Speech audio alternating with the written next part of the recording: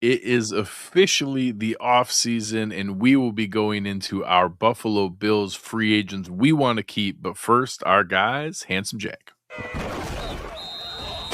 Broadcasting live to Bills Mafia worldwide with Greg Tompsett and Aaron Quinn.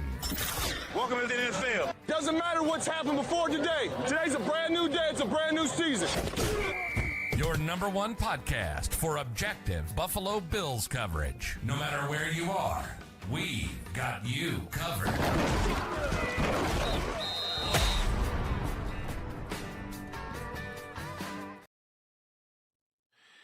Good evening and welcome to the Cover One Buffalo podcast. You are joining your host, Greg Tompsett, and my partner in crime, Aaron Quinn.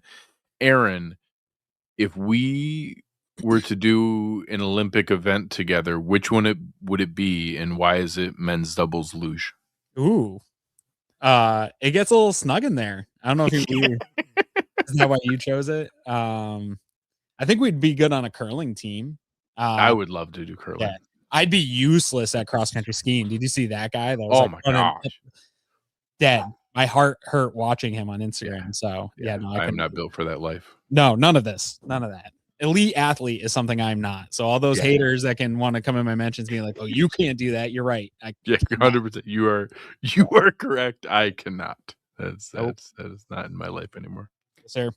So I know we kind of took a break from our regular show, but we still snuck in a lot of like actual little content here and there, doing a lot of reaction shows, a lot of stuff on the coaching hires, a lot of stuff on, the hirings and firings going on around there. And you had an awesome segment with Cody Alexander. I was able to talk to Ben Albright. We did our primer for the salary cap and the extravaganza, all kinds of fun stuff there. But we're actually back for our first real show of the off season here and kicking off, the now, for some teams, the fun part of the season, the let your imagination run wild dreamscape of the season. Yeah, no, it's all right, but I hate for a long time. This used to be our favorite part of the season. Yeah, well, when you had more money to spend, right? That's fun. There's some annoying decisions. You're kind of basement bargain shopping. I'm putting together, right, like the Goldilocks. I will say I talked to Chris Trapasso, which great addition to the Cover One team. If you haven't seen his work, he's doing great stuff for us.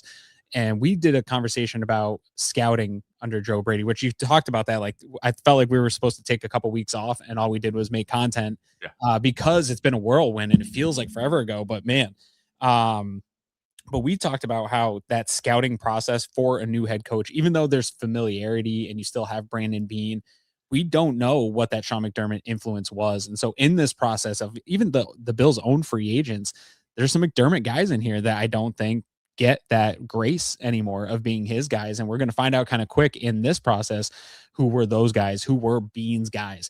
And that's going to be interesting. Give us a little more information. So while it's annoying and it stinks to be in this part of the off season, it's kind of fun because we did the same thing for 8 years, 9 years of learning that. And we got good at picking out who were McDermott guys. And I still think we're seeing in free agency, we still fall into some of our guys. Like I'm going to want Greg Dortch, whether it's McDermott or Joe Brady, right? Someday Sebastian Joseph Day will be a Buffalo Bill. The fifth time's the charm. Still a fit. Let's go. And so I don't know. I think that's the exciting thing is what we don't know, right, about what this is going to look like. Even though if maybe the Joe Brady thing felt uninspiring or stale, there's still a lot we don't know about how it's going to look. Yeah, I think that's probably a healthy place to start here because, stepping back, I thought he was super genuine in his presser and that felt very real. He's not a polished politician. People talked about the fact that if Mike McCarthy wasn't a football coach, he'd probably be a congressman. Like he's just the kind of guy that is going to come off as that like polished used car salesman kind of guy no matter what. And Joe Brady is not that guy. He's not a super polished public speaker, but everyone you talk to and hear from, he's a very smart football guy, like, and has a great football IQ. Yeah. And we're going to see how that translates. So yes, there's a piece of me that felt a little slimy about, McDermott being fired, being promoted, then the idea of, okay, we're casting a wide net and like, oh, we're just promoting the guy who was here. But stepping back, he is 36, a bright, aggressive, young offensive mind.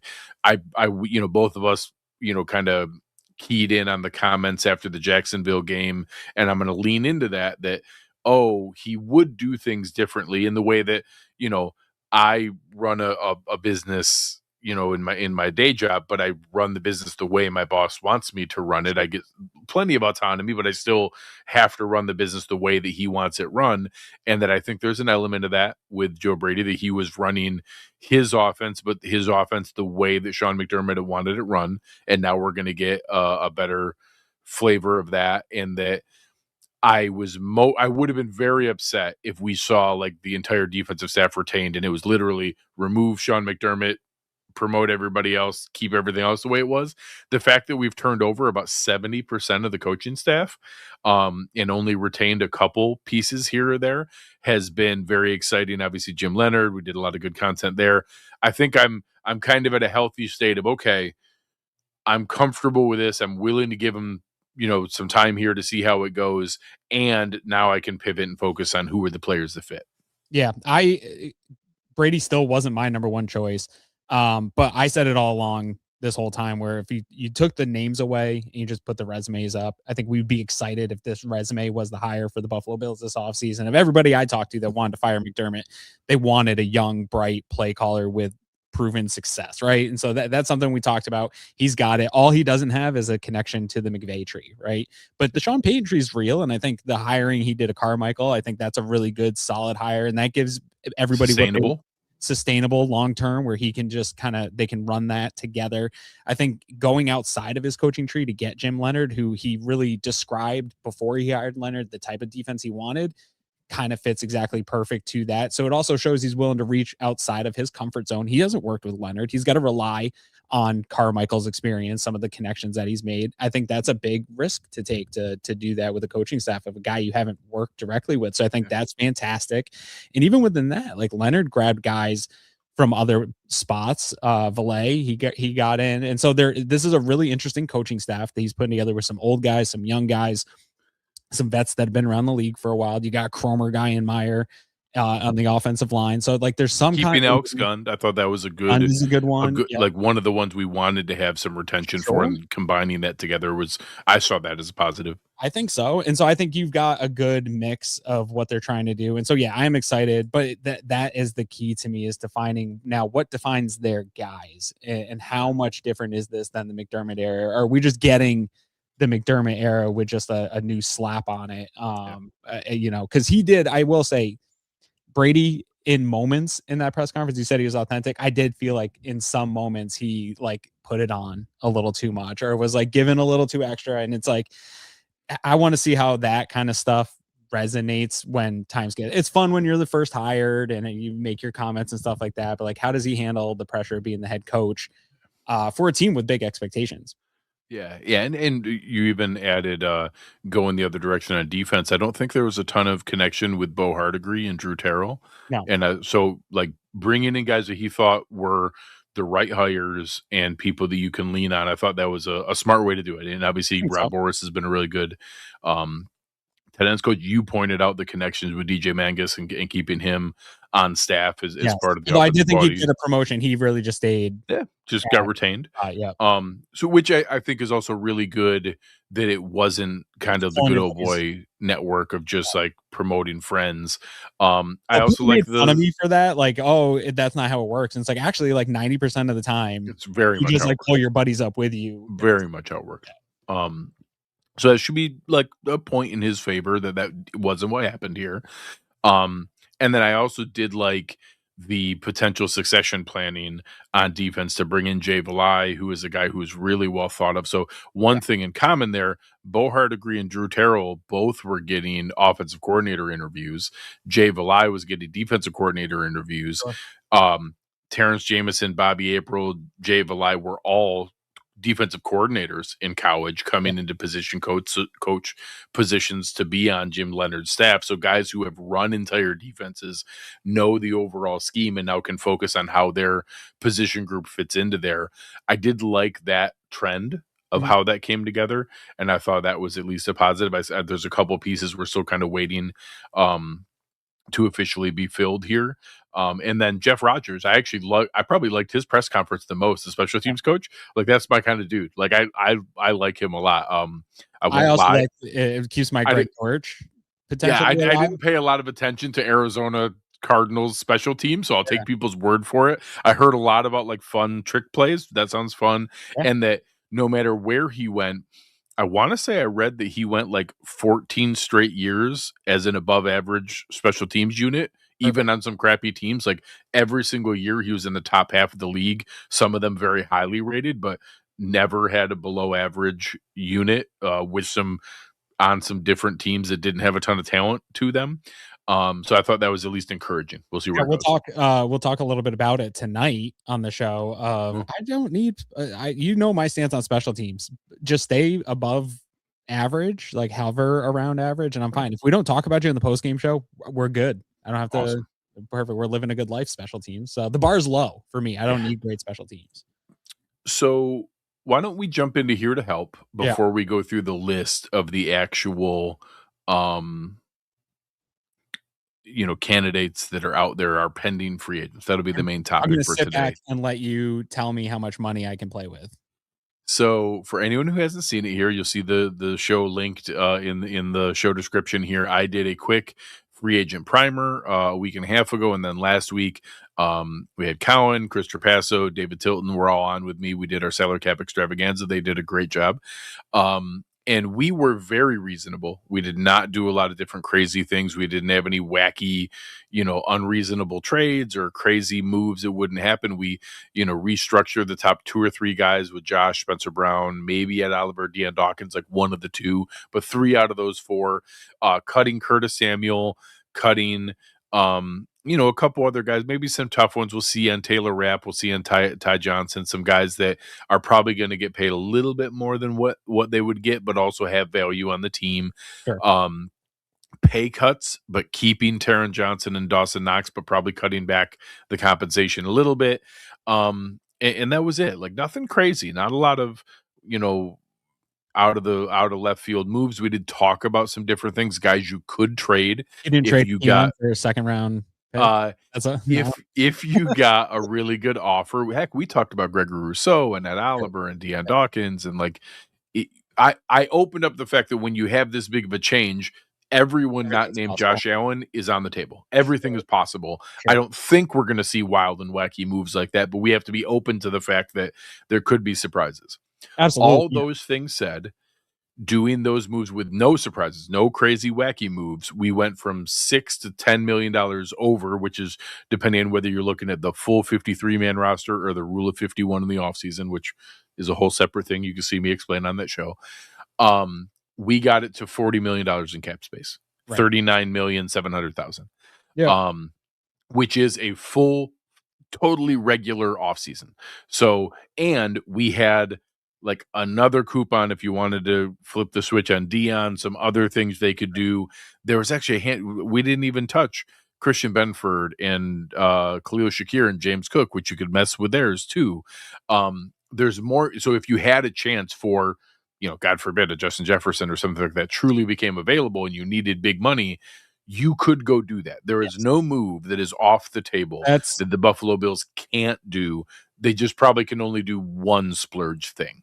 But explain for the people like maybe me that by saying that, right, like pulling those levers is you're getting into the void year worlds where that is payment still. You're just spreading out. You're paying a little bit up front and spreading out the remainder over more years. So it's for like certain players as they're getting into their 30s, those are probably players you're going to be paying not to play at some point. Unfortunately, that did lead to some uncomfortable positions. I believe the highly technical term that I used was things to be furious about. I'm pretty sure that's what we called it. Yeah. And you look at contracts from last year, Joey Bosa, Matt Milano, Larry Ogunjobi, Daquan Jones, there's 6 of them, Connor McGovern, I can't remember, there's one more, where we had them last year, but we paid them cash last year, but we only accounted for so much cap. Those 6 guys, just those 6 guys, right. We used $32 million of this year's cap to have them on last year's team. Right. So every time we want to do a restructure or we want to sign a guy for a big amount of money, but shrink it down and use the cap tricks that I know how to use to make them fit into this year's cap, just know that if it doesn't work out, it looks really ugly next year. Right. AJ We would Epinesa not was have the other guy. cared about any of those if the Bills went on a Super Bowl run. If you have a trophy. Correct. Yeah, when you end up here, when you post that tweet, looks inferior, that makes you mad. And that's where I think like Mike Catalana made a point.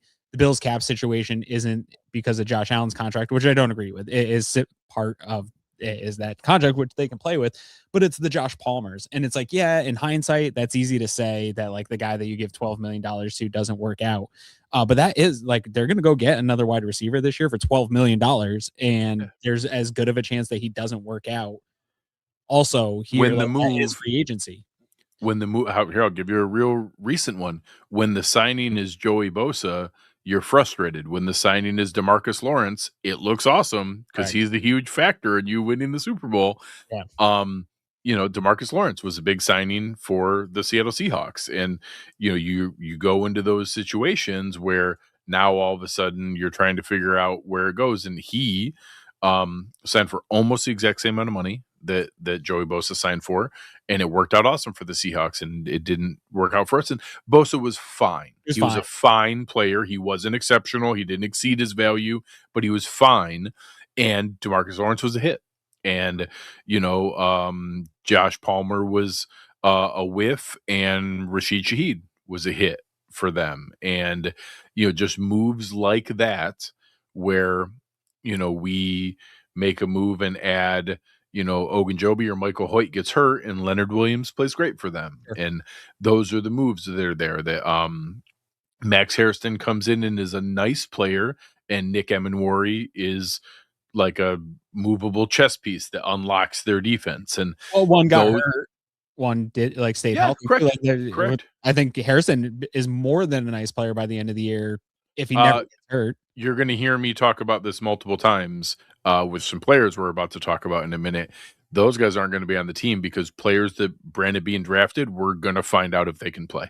There's going to be a whole bunch of them that right, wrong, or indifferent, whether it turns out or not, we're going to find out if they can play because they're about to play. Yeah, because there's definitely going to be some guys that are leaving. But even on some of these guys, I just urge people when you're playing with these GM tools and stuff like that, it is enticing to just shave off an extra couple million this year. But then you do have to go look like if it's some of these guys that maybe you're not that high on and you think the contract's bad on, it might not make sense to want to pay more on that contract later, right? Like you really want to pick and choose these moves and really be sold that this is going to be a guy that's probably part of the team so that while you're paying them, they're still part of contributing to what you're trying to do. I just think we talk about these tools as though they're just easy buttons, but there's a consequence to each tool. Yeah. Spot on. So all that said, go check out the salary cap extravaganza and all the fun we had there. The too long didn't read version. We're fine. We're going to have enough money to work with. And all the guys we kicked out cans down the road are Spencer Brown, Josh Allen, guys who are going to be on this team long term. On that 39 million, what is your one last point here as we prep into the free agency process? What is the actual amount of free agency money? Because we need draft money, right? So he wants a buffer going in. We know Bean's going to keep that buffer. I would say usable money to spend is 25 million. I think 25 million is a healthy number to look at. And always remember, this is not a Buffalo Bills thing. Every team, short of Cleveland Browns, when they have 150 million in cap space and need to soak up early first year cap hit. Right. 29 other teams are going to have, look at whatever you think the average annual value is and do 60% of that. So if it's a $10 million per year player, assume your first year cap hit's going to be $66 million.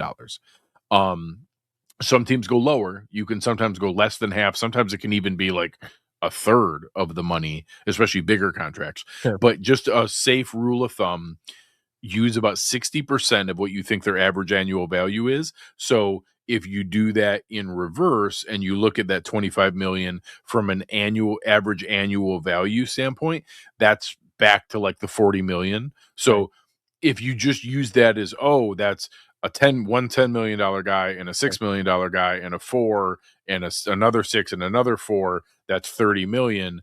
that's actually fine because you're not going to actually pay all of that All up the cap, front right, yeah, in the first year cap. So for most fans, the way that they're going to look at players' contracts, if you estimate what they're going to make, assume we can use all 40 million yeah. as the available space because we'll actually use about 25 million of that to sign the players. Perfect. Thank you. All right, let's talk about who we're not gonna keep. No. Yeah. Okay. So let's start with some easy ones. We Yeah. have a couple restricted free agents, which Alec Anderson and Ryan Vandermark are both restricted free agents. I don't think it's automatic that we just tender them. The tender for this year, for the last couple of years, it's been going up quite a bit. So, a lot of times people just assume like, oh, tender them because then On him. you can match or you can get the first round tender, second round tender, and it can be able to go down quite a bit from there. The first round tender is 8.1 million. The second round tender is 5.8 million. And the restricted free agent tender to just have right of first refusal, where you get to match an offer if they get it, is 3.5 million. So if nobody offers them anything, you're just paying them 3.5 million. Ryan Vandermark for sure is not going to get that. So I don't think Alec Anderson is legit a candidate to get tendered. So my guess is we rescind the tender on Ryan Vandermark and offer him a regular contract and just say, hey, we'll offer you the veteran minimum to come back. Alec Anderson, I assume that we do tender him because I think he would get an offer, and that we give him the $3.5 million tender, which is what happened with Ryan Bates. Right. Where then we get the option. And most of the time, teams don't try to sign other restricted free agents. It's not common. Ryan Bates is one of the few ones, unfortunately, that we lost because we chose not to. I don't think there's any scenario where we give him the second round tender to 5.8 million. Obviously, no one's giving us a second round pick for Alec Anderson, so that would just be the, kind of the smash button of like, hey, we don't even have to worry about it. Correct. I don't think we're going to spend $5.8 million on Alec Anderson just to do that. But I do think 3.5 million is worth it. The other exception would be that they just reach an extension with him. But I don't know that that's in his best interest either. Because if he plays well on a 1-year restricted free agent tender, starts all year, and is a starting offensive lineman, I mean, those guys get $15 million in today's NFL, even if he's not high-end special, like just full-time starters. You're going to go get 10, 12, $15 million from somebody. Yeah. So, and as we talk about this list further, there is a legit path to potentially be a starting guy, like if he's coming back. So it's also a good, I think he would want to be in this scenario. Yeah. Favorite. So those two, I think, are ones that are restricted, but I do think both will be in play. I expect both to be on this team this year. But I would guess that you'll hear news of Ryan Vandermark being rescinded, and it's going to sound like it means they don't want him. It doesn't. It just means they're not going to give him the expensive tender. I kind of think we might tender Alec Anderson, so we'll see where that one goes. I was right in the same spot with you, so I feel good there. Nice. Good. All right, let's start at the top.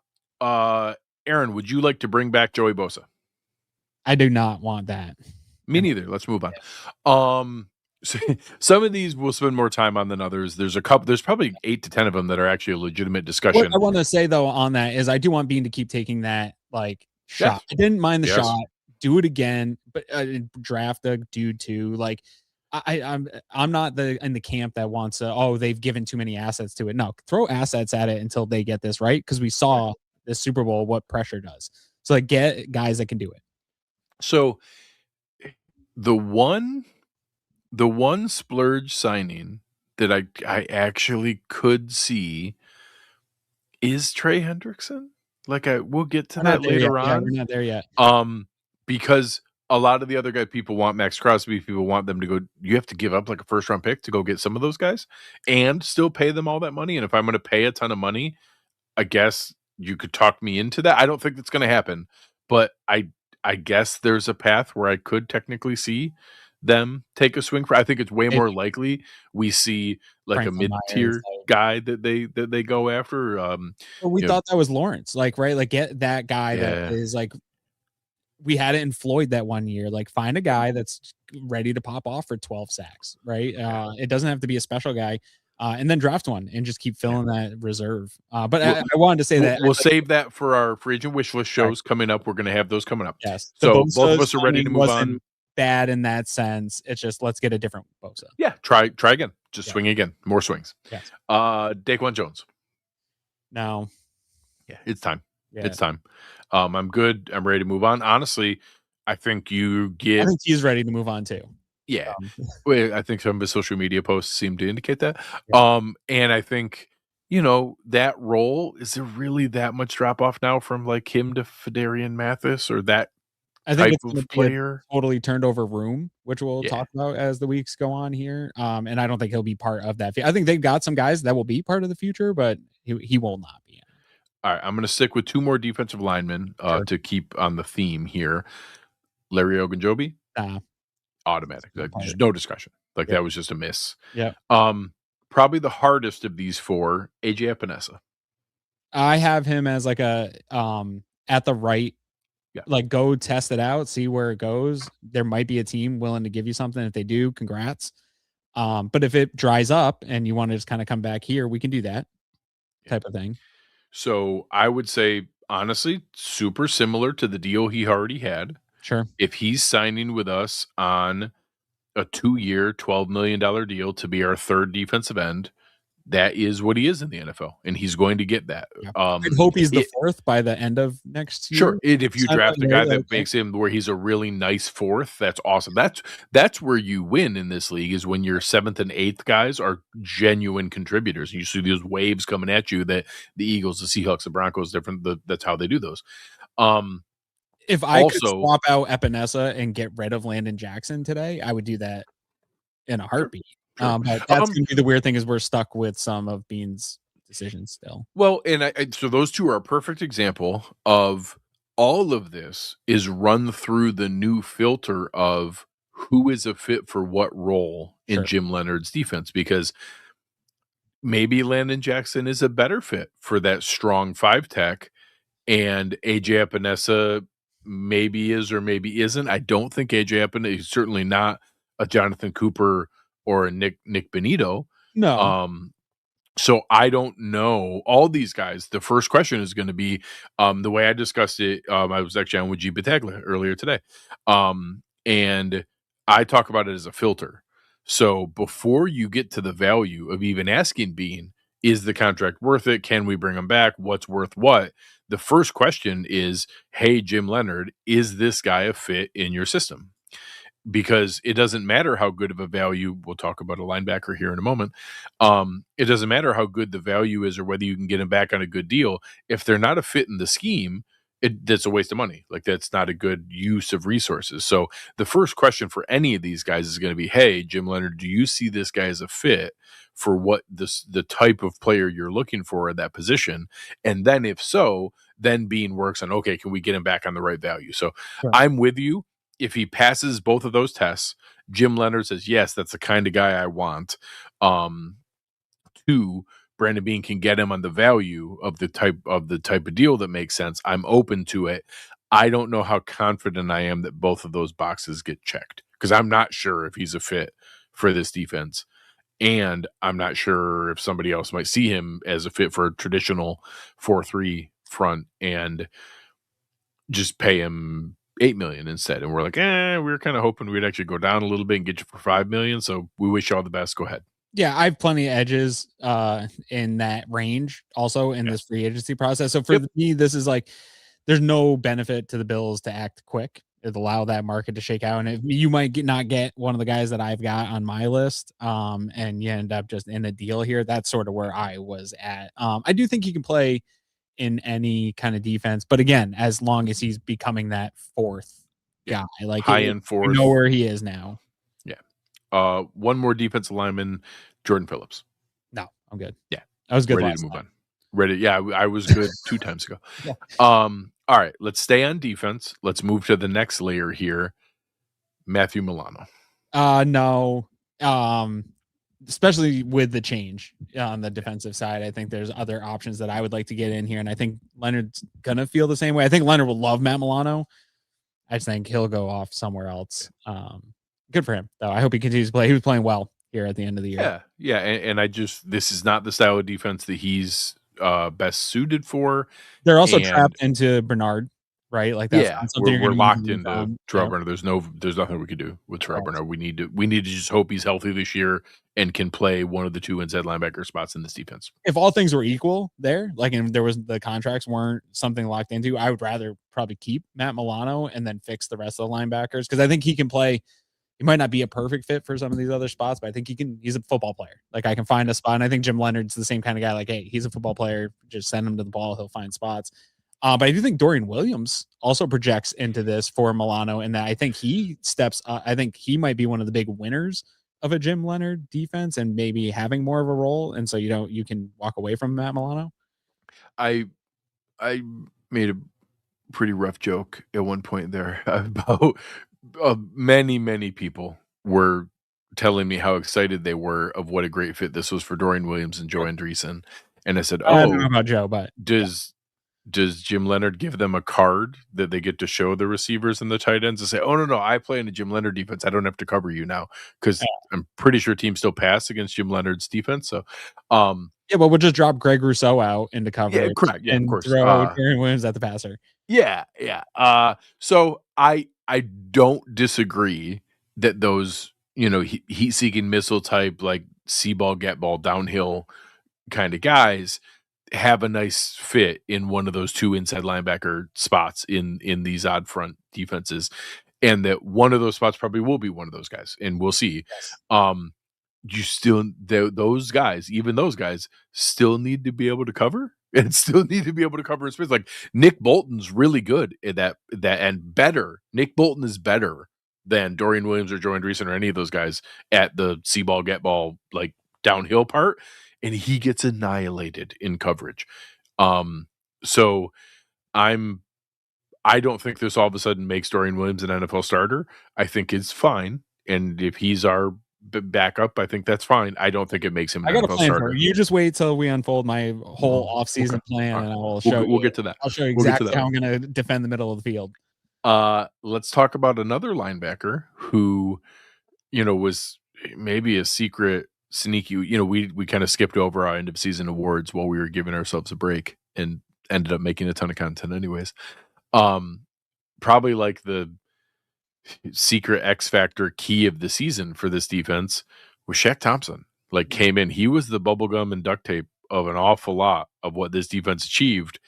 Where are you on if you want back Shaq Thompson? I think it's cheap if you're going to get him back. So that is probably cool by me. And I don't know though. There's other spots I'd like to go. This is another one where I've got people ahead of them on my list. And if that doesn't work out for whatever reason, because I think other teams are also going to be having their eyes on some of these guys, that I'd fall back on him to be one of those middle guys with Bernard, with Dorian Williams, and then you're only fixing one of the linebacker positions, which I think you can probably address in free agency or the draft here.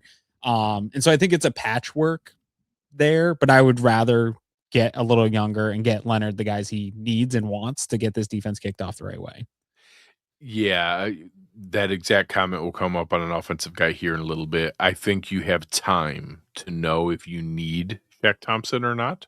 Yep. I think there's a possibility where a Bernard Shaq Thompson pairing at one of the linebacker spots could make sense of like, hey, like we want you back here, and if he doesn't stay healthy, we'll put you in. But I think they need an investment at the other linebacker spot of a premium draft pick or a starting caliber signing. I know everybody talks about Leo Chenal, so I'll use him as the place filler. But Alex Singleton, Justin Strnad, Jack Sanborn, fortunately for us, there's a decent amount of guys who could play that spot and step in pretty well. Sure. And if it's Terrell Bernard, Ray Walker, yeah, whoever, and Shaq Thompson, sure, and Dorian Williams, and those are the 4 guys who mostly play. good. I think that can work, but we'll see. And I don't think you have to make that decision quick. No, I think a lot of these names. I was joking around with you offline when we were talking about this list. Is the kombucha girl? Like it's kind of like for the right price, maybe. Okay, maybe we can wait. We can sit and wait. Yeah, no, that's not good. I don't want that back. That's most of this list. Like even the guys that I have in the green, which would be like, yeah, I want them back. There's no rush on it. Yeah, I don't know that. Honest to God, we'll get to.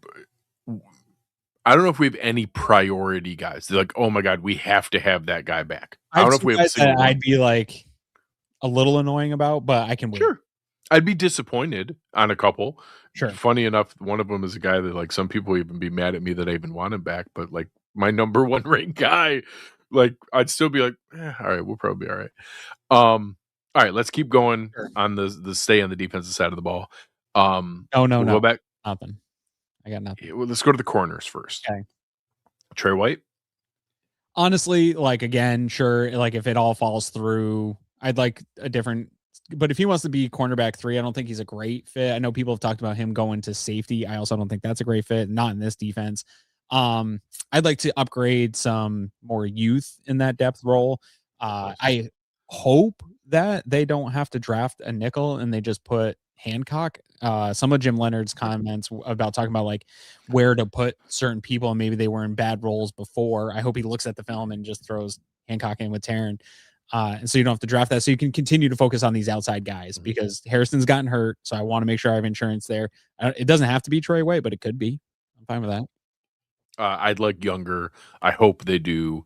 I won't be upset. Yeah. I won't be upset if it is, but I hope it's not. Yeah. Cam Lewis. No, I'm good. Yeah. I won't be upset if he's invited back to camp. I don't think he deserves any guarantee. There should not be guaranteed money. That's a Babbage McDermott dude. Yeah, correct. The most, so, I think. Where did Babbage go to Green Bay? Yeah, I could see him. So, I could see Cam Lewis signing in Green Bay. Sure. I think that that role, I said it after the draft, and I was probably premature on it that Hancock put Cam Lewis on notice. I was shocked they put Hancock at safety. I think that was more out of the necessity of it's the moment and having to have depth there. I think he can operate more as that like dime backer that Cam Lewis was playing and be a special teams player. And so I think he, again, like you said earlier in this, there's going to be a lot of these being draft picks that have to come up and fill these roles. And this is going to be one of them. Yep. Spot on. Safeties. Damar Hamlin? No, I'm good. Jordan Poyer, obviously love Jordan Poyer, all-time cover one favorite. It's time. I don't know if he was announced anything formally, but I think he had alluded to it being a retirement. Yeah. Like final hurrah season. Yeah. I mean, I don't think he wants to do it again. He's 35 years old, man. Hey, just go enjoy your life. You have a beautiful family. Go enjoy your life. Yeah. Sam Franklin. If Rodgers wants him, or that is the correct answer. That is the correct answer. I'm fine. Yeah. If Rodgers sees him as a worthwhile gunner guy, absolutely. Sure. We got him for the minimum last year. I'm not paying extra money for a special teams gunner, but we need someone to do that. He's gonna have to do it. He flashed at moments. He slowed down as the year went on, but he's like good. Yeah, and he just turned 30, so it's not like he's old. Sure. But I won't be upset. I would prefer that should be Jordan Hancock. Jordan Hancock should have been following him around because that's the real role, is be a versatile defensive piece until you're ready to be a starter with being a clutch special teams player. And then when you're so valuable on defense, you don't have to play special teams anymore, but earn your roster spot. Yeah, for sure. Okay. Darnell Savage. Sure. I mean, if he wants to just be a rotational guy at camp and try out for that safety job, sure, but I don't care. I would much prefer. I think safety is our biggest area for investment out of what we currently have versus spots where we have like I hope we get better at linebacker, but we do have Bernard and Williams. So if we sign one guy, we're probably actually okay. We sign one guy and draft a guy, we're probably okay. Safety, I think we need like 3 other guys in the room, and I hope that we sign whether it's more of a splurge. We know there's a lot of names we like, or at the bottom end we had mentioned like a floor guy of like a PJ Locke, where then you draft a second or third rounder, but with the intention that both those guys can play, and that in the 3 safety looks, maybe initially the veteran they sign is the starter, but as the season goes, the rookie takes over and becomes there, and then the veteran becomes the third safety. But you have those options, and whether it's someone at a higher end with a Jaquan Brisker, where we feel really excited about it, and then the we look more of like the nickel safety overhang type guy who could also be a successor for Taron Johnson. Like, it gives us options there, but I think we need 2 legitimate starting caliber investments at safety with the versatility to play in that system. And I hope that we go that route, maybe 2 draft picks, Cam Curl, PJ Locke, and then a nice draft pick. I'm not on the totally exact same page, but my offseason plan that I've drummed up, I'm nervous to ask you for the amount of money that I want in free agency to put into the safety position. I do. I want to go all in. I want to put it behind Cole Bishop. I want to pair him up just in the same way that you were able to pair up Poyer and Hyde. Obviously, it's different. And you're going to have different needs, I think, within this defense, but I want to give Jim Leonard that. And I think you talked about defending that middle of the field with some of the stuff, the issues you might have in coverage on some of the guys that you bring back. If it's Dorian Williams as a linebacker, how do you fix that in coverage? Well, I don't know, like put Reed Blankenship and Cole Bishop out back there behind him, or Brisker and Cole Bishop. And yeah, sure, that's a weak link, but we can make up for that because we have rangy, super athletic guys that can do a bunch of stuff. I want to give Jim Leonard all those tools. And I think, sure, also draft in it. I think it is a position that takes a little bit of time to learn that stuff. So I want a guy that's gotten some proven ability to play in a defense that's similar to what he wants to do, that kind of knows that language. And yeah, I think give him a real positive asset here. So stop playing around with it. Stop tinkering with it.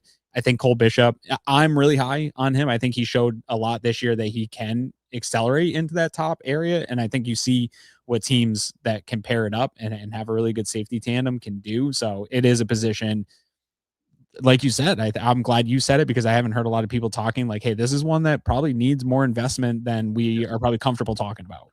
Yes, 100%. We need to invest in 2 players that can play regularly along with Cole Bishop, because that's what the modern safety room looks like. Yeah. All right, let's do a couple super chats here before we flip over to the offensive guys. Jason Brown saying, hopefully for a healthy Palmer.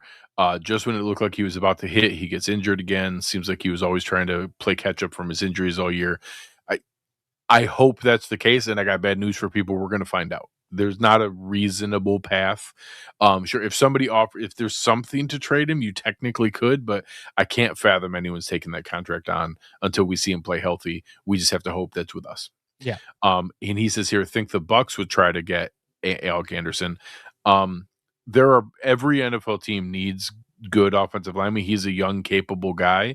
Alec Anderson is the exact type of player that was it Dan Moore that went from like Pittsburgh to San Francisco, I think, and then, or maybe Kansas City, and then another one that was like a jumbo 6 offensive lineman signed a pretty big deal with San Francisco. Alec Anderson's that guy. Like, Alec Anderson is that guy. It was Pittsburgh to Tennessee that got Dan Moore, and there was another one that went to Kansas City and another maybe in San Francisco as well. Like, those guys, when they see that, oh, you were playing a decent amount of snaps, you probably could step into a full-time role. Sure. There's a lot of leaps of faith. Heck, Dan Moore got 4 years, $82 million. Those are crazy money. I say every offseason, like putting together a full offensive line, not all 32 teams do it. Like we've been spoiled here the last 4 or 5 years of like how hard it is. There's just not that many quality big men that can play that many snaps. Yeah, so we need to be prepared for that, and we'll see where it goes. Maybe through all this talk, maybe the $5.8 million second round tender isn't out of the question. Maybe it's not. I don't think so, but we'll see. I think that it's more likely we roll the dice on the right of first refusal tender, but we'll see. Maybe we end up regretting that to be able to go through there. Aaron Banks is the guy who signed from San Francisco to Green Bay, and again, did not have a ton of snaps before he got a lot of money. Yeah. Another one here from Jason saying, can Harrison Phillips come back and play nose provided the Jets want to be rid of the non-cap impact 7.5? I think it's very possible that the Jets clean house there. They got rid of almost all the coaches other than Aaron Glenn. They fired like everybody. So they have to be looking at a youth movement there. I know they traded for him during the season. I think there's a lot of logical connections of him wanting to come back, and I won't be upset if he's one of those guys. I think you could pair him with Deion Walker. I think he's the kind of player you could pair with Deion Walker as that one tech in this defense. So obviously he's a lot of people like him, is a very good person, was our, Walter Payton Man of the Year kind of guy. Yeah. I'd be perfectly happy if he came back. I don't know that I expect it to happen, but sure, I can see it. Yeah. I mean, he's not on my radar, so I haven't given this one. He's not a free agent, so Yeah, right. he's not on any list of anything. Correct. It would be No. assuming if the Jets were to cut him. So he's not Yeah. out there to be gotten. Yeah, I'm just saying it's not something I've given thought to, and I kind of like this is the problem as I get into this free agent list and I get like hyper focused on guys that I've already sort of set in my mind to. It's take like the new on coach those thing. roles. We were disappointed in Joe Brady because we got excited about the possibility of new things, shiny new toys. And I love the free agency process. So I guess I would have to think about where I would rate him among the guys that I kind of would want to get anyway. And I think he'd still be lower on that list. Like there's some guys I really like and that I think will be available to the Bills. Yeah. So, but we'll throw him in the mix when we do our free agent wish list show just to see where he'd slot in. I think that's worthwhile. Yeah. Okay. Let's flip to the offensive side of the ball. Okay. Let's start with what was so nice to be like. I always use that idea of the self-fulfilling answer that I never had to wonder if we made the right decision at offensive line because in Cromer I trust, and that whatever Aaron Cromer said was the right thing. So if Cromer said to move on from Connor McGovern and David Edwards because it was time to go to Cedric Van Prank Granger and a competition of Alec Anderson and Tylen Grable at left guard, well then of course that was the right decision because Aaron Cromer said it was. Unfortunately, we don't have that now. We do have Alec Gunn coming back to be the assistant line coach along with new line coach Pete Meyer, who's a very good offensive line coach. Like we're not like all of a sudden downgrading to some, and a Cromer guy worked with terrible guy. Yeah, correct. He'd worked under Cromer before, so there's reason to be optimistic, but he's not Aaron Cromer. Like you're still, it's like when you move on from Bill Callahan or heck, the Philadelphia Eagles freaking pushed out. It's unbelievable. Like, why am I drawing a blank on Stoutland? Jeff Stoutland. Yeah. Like it's just a disaster. Like that's such a bad idea. I'm sad that Aaron Cromer retired. I think we'll be okay. But I used to love not having to worry because whatever Cromer said was what we should do. Of course, was the right answer because he's brilliant at this. So now, Aaron Quinn, do you want us to re-sign Connor McGovern? So this is like the most interesting thing to me. I think coming up here is where the Bills going to handle this interior offensive line, because you go back and you talk about some of the failures of Brandon Beane, and my defense of Brandon Beane this season was that off season that he turned it around. Like the playoff wall has been many things, and there was a couple of years where the playoff wall was turnstiles of John Feliciano and I keep blanking on his name. Who's the guy that they got from the Rams that was just absolutely terrible at guard?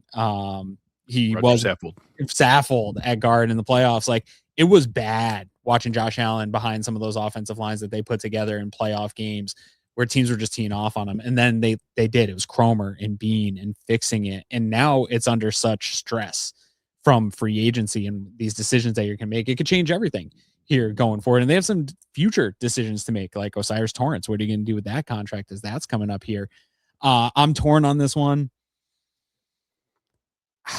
I think I'm leaning towards David Edwards instead of McGovern. Maybe. I guess I got to know what the money is. Are they similar, do you think, in value? My gut is Connor McGovern gets more money than David Edwards, but I won't be shocked by anything because we've seen such a huge shift in interior offensive line compensation in the last couple of years, with guys who were not super highly regarded getting 20 and 25 million, and then like guys you've barely even heard of getting 10 and 15 million. So I have to assume both of them are going to get 10 million plus, and I think McGovern could get 15 to 18. Okay. I don't know, man. I think I want to bring back one. I don't know which one it is. I think some of it depends to me on what, like, in that room with Brady and Meyer and Gunn is like, do they think it's Van Pan Granger can step in and be center? Can Anderson be a guard? Can Anderson be this? Like, where do you feel comfortable that we can fill with what we've got? Because we can't keep both of these guys. And my gut leans towards it being David Edwards is the one that stays. Where are you? I think it's neither. Yeah. I think they both walk. And they fill with both guys on. And they fill with a competition of Cedric Van Granger, Alec Anderson, Tylen Grable, a free agent that has familiarity with Pete Meyer, and a 5th-round draft pick. And that, hey, there's 5 guys. You guys fight it out. 2 of you are going to start. And the only thing I want to say is this is what the Eagles do. This is what the Ravens do. This is what the Chiefs do. This is what the Packers do. This is what the Rams do. Like the Ravens famously cycle through here. Like you don't re-sign the mid-level starter to give them money. You drafted a guy that should be able to replace him. Neither of these guys are special. They're not. They're good. They're good players. And I like good. We shouldn't pay good $10, $15 million. We shouldn't. And we need to almost sneezed. We need to find out what's there, and there's risk, but I think we have to find out. I think we have to. There are so many. So the spending you want to do at safety, and that we know there's going to be spending at edge, and at wide receiver, and at linebacker. That has that $25 million in available money. If we reset, so how about this? If we re-sign one of them, that's now $10 million or $15 million in available money to fill all the other holes because we give 10 of it to a guard that might not be better than Alec Anderson. Alec, my problem is I don't want to go back to the dark days of John Feliciano. Even though these guys have moments of that, like they've really bridged that problem for Josh Allen. And like even this year, Josh Allen got hit a lot. A lot of that was Josh Allen. That wasn't the offensive line. And so I am maybe I think a lot of the strength of our offense is I think the tackles are by far the strength. Sure. And I think that Torrance is the best of the interior 3. And so then you're extending Torrance in this move. I think you've got to pick one, and I don't think you. So all that said, I won't be upset if they keep either. Like I don't think it's an imperative that we have to move on. But when I look at the opportunity cost of I want to spend money at receiver, at edge, and at safety, and I want a new starting linebacker, and I don't think I can insert startable talent at those 4 spots and keep those 2. Yeah. I think if you kept one of those, you'd have to pick one of those 4 spots, safety, linebacker, edge, or receiver, and not add a starting caliber player and only count on the draft. People are going to be super mad at me about how I attack receiver in this offseason, and they're going to think it's a bit. It's not a bit. Colin Ritchie coming in here and answering it for me if this is accurate.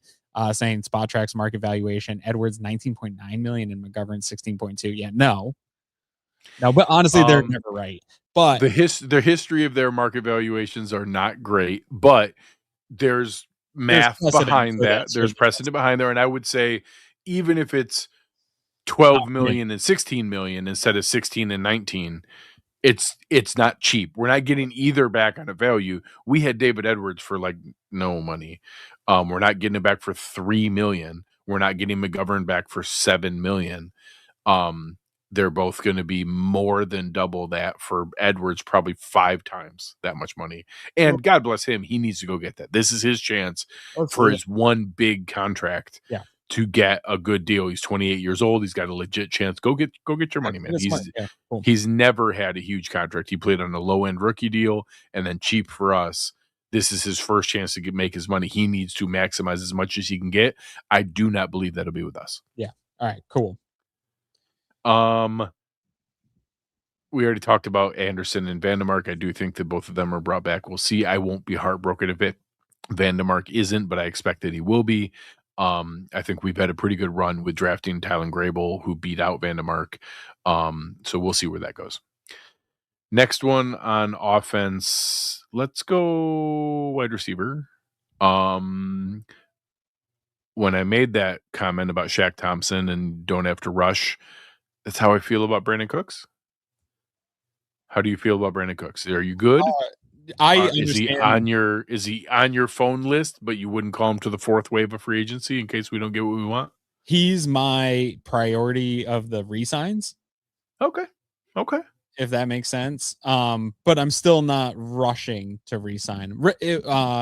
I have another guy still on the list that I would like to prioritize re-signing, but I honestly I'd like to bring him back. Wide receiver 4. I think he fits that perfectly for this team. I think it fills a little bit of that depth. I think it fills also the hey, what if Josh Palmer doesn't work out? Towards the end of the year, he was cooking, no pun intended. He had some legit moments. Yeah, and Josh really leaned into him in big spots. And I know the drops were frustrating, but and the way he talked in the end, he was only with that team for what, 6 weeks, and he was in tears at the end. Yeah. I want to be back in this locker room. This is special. This is a guy that's been around the NFL and on Super Bowl caliber rosters and participated in Super Bowls and talking about how it was different there and special. And I want that kind of guy back. And I think he fills a certain need. Sure, are there guys that they can get? Yes. I'm going to have a hard time justifying prioritizing him and wanting Greg Dortch and some of the other things I want to do at receiver. That might not work out. The math might not be mathing. But just in this part of the process, yes, I think you can afford to wait, like you said, but this is a guy that checks a lot of the boxes outside of maybe age is the only factor going against him right now. Yeah, I think you call Alec Pierce, and then when you find out he's getting $25 million, you let him go get that. I think you call Romeo Dobbs. I think he's going to get too much money. I think you call around. I think you could check in on Rashid Shaheed. Sure. And if you get any of those guys, it probably doesn't make sense to bring back Cooks because those guys all have that deep threat capability, plus a little bit more, plus the younger side of it.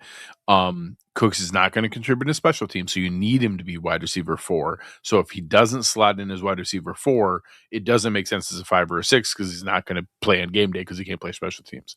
So you need, if he makes sense where he can be wide receiver 4, I'm in and I'm good. I don't think we need to decide that until the third or fourth wave of free agency. I don't think he's going to get a huge offer somewhere else. And if it makes sense, I'll be totally happy.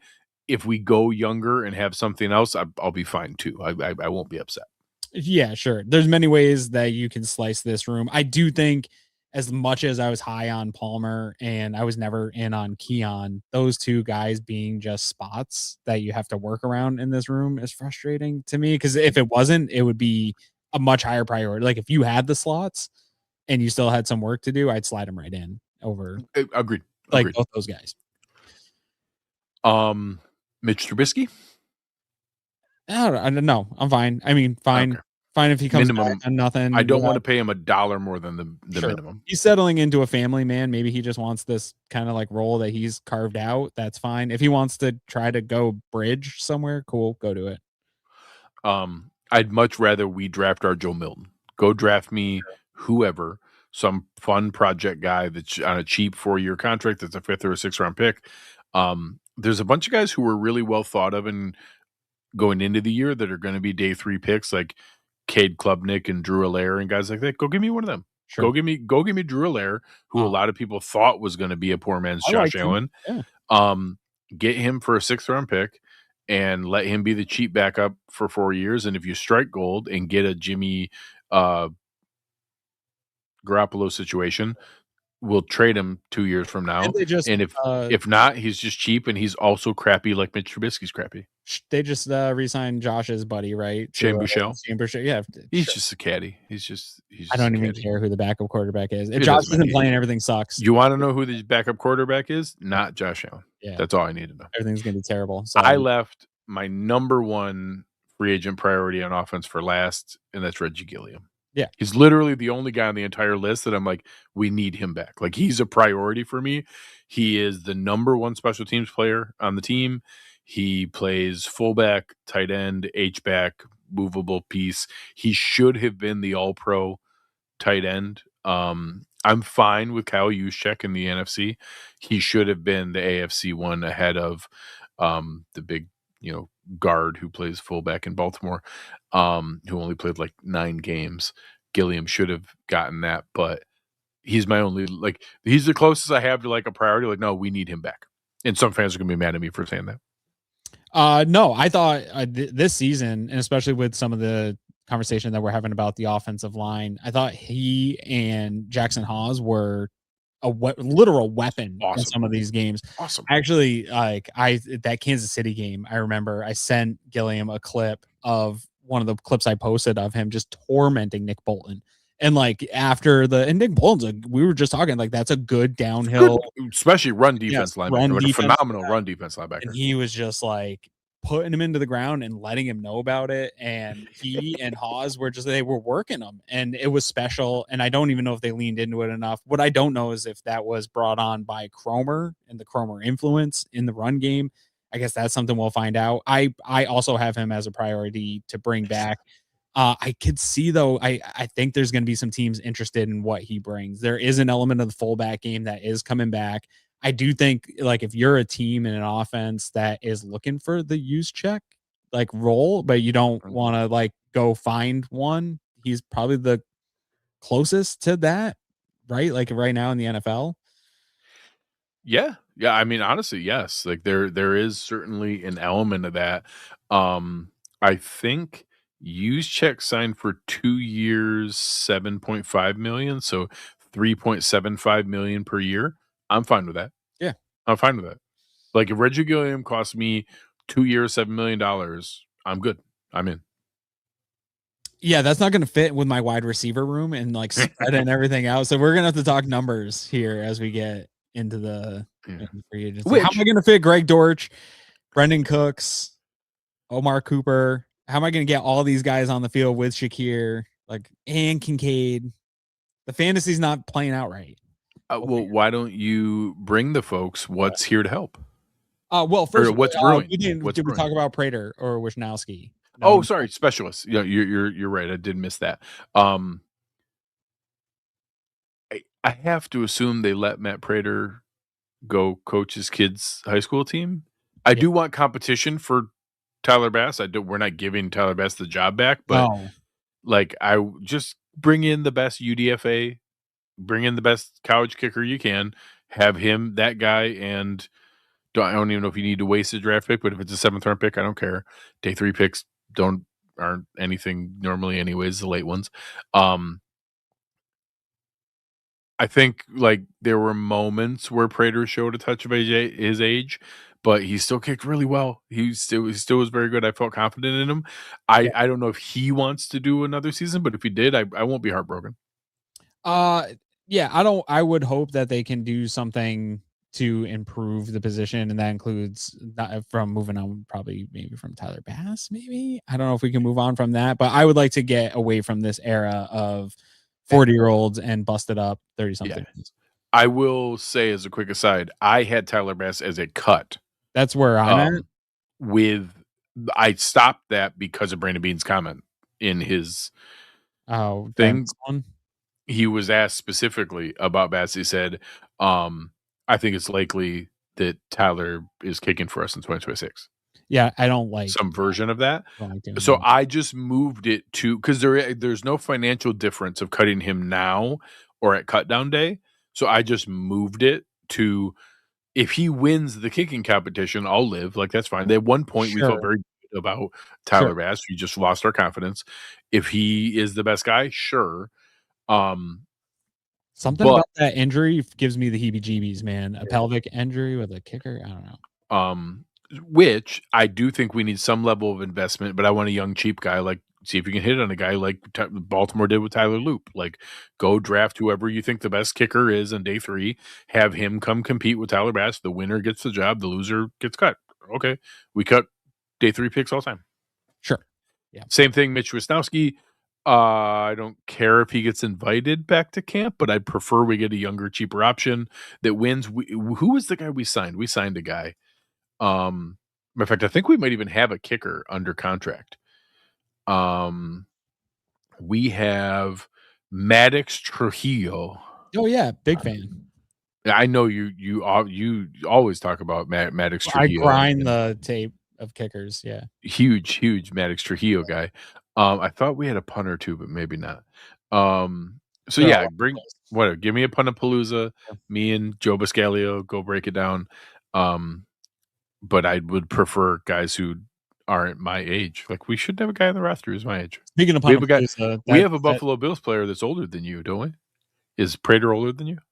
How old is he this year? 41 and a half? No. Nope.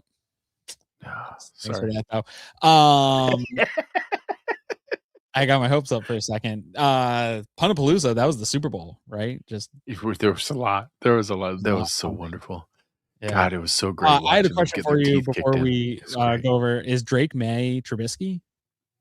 Many are saying that. I don't know. Many are saying that after this. We'll leave that. We'll leave people with that thought. Yeah, we'll let you guys speculate. Comment below is yes, please comment and let us know if you think Drake May is Mitch Trubisky. Yes. All right. And Colin Ritchie coming in here. Cameron Johnston, the Bill Burr lookalike. That's what it was. He technically is still on the roster. And he was very good. He just got hurt. Yes. Yeah. All right. Let's pull up our what is brewing or what's brewing here from our friends over at Southern Tier. What's brewing is we are back, right? Greg mentioned at the top, we did not take the break that we said we were going to do. We hate ourselves. Liars. We are just masochists for doing this all year round, but we're here for you guys. And so we're in this part. So we'll do defensive, offensive free agency coming up. Obviously, we'll have free agency reaction for you guys.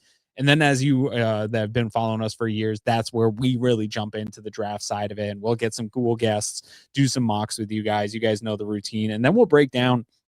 And this is honestly, Greg, one of the hardest parts of the offseason for us. But I think one of the ones we get the best feedback from fans that can share something casual with some of their, their brother-in-law or their uncle or whatever, where we do breakdowns of each position, because not everyone's a sycophant like us that just sits around and watches everything the Bills do, of breaking down every position after everything's been done, free agency, the draft. We talk about how the Bills are going into training camp. And honestly, the summer's over by then. Like this, we did this offseason calendar. We bring you all the way back.